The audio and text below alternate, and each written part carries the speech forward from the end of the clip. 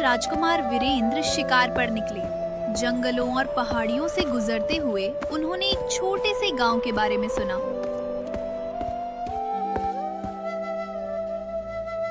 गांव का नाम था सोनपुर।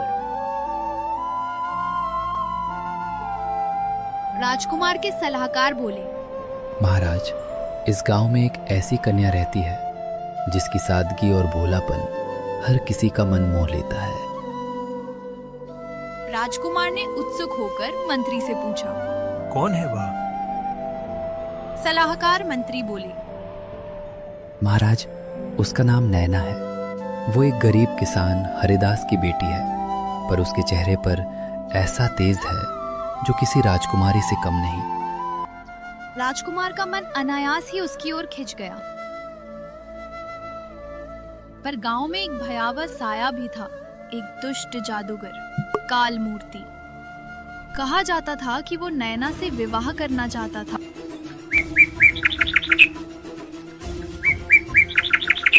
एक दिन किसान हरिदास अपने खेत में काम कर रहा था।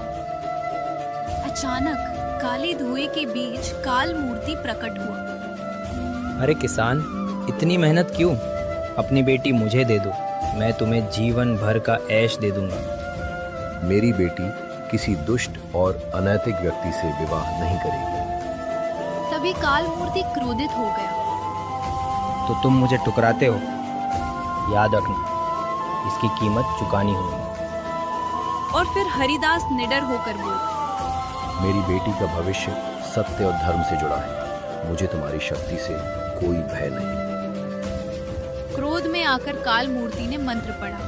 धीरे धीरे हरिदास पत्थर की मूर्ति बन गया।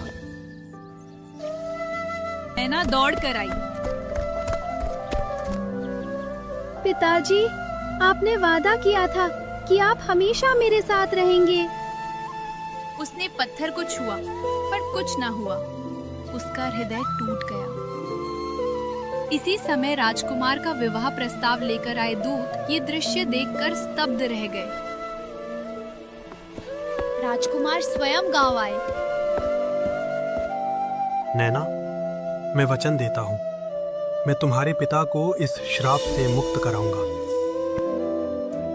ये सब एक जादूगर काल मूर्ति ने किया है। राजकुमार ने दृढ़ स्वर में कहा, मैं हर खतरा उठाने को तैयार हूँ। राजकुमार जंगल में भटकते भटकते थक गए। तभी एक नीली सुनहरी चिड़िया पेड़ पर दिखाई दी। राजकुमार, क्या तुम किसी की खोज में हो? और तभी राजकुमार ने सारी बात बता दी।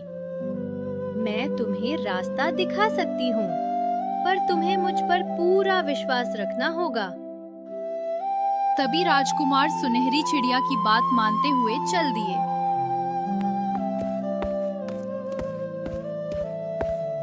रास्ते में वे एक तपस्वी महर्षि देव प्रकाशमन के पास पहुंचे। वत्स, जादूगर तुम्हें 3 प्रश्नों में उलझाएगा। धैर्य और सत्य तुम्हारा शस्त्र है। उन्होंने राजकुमार को एक ताबीज दिया। राजकुमार ताबीज लेके जादूगर के किले की ओर निकल पड़ा।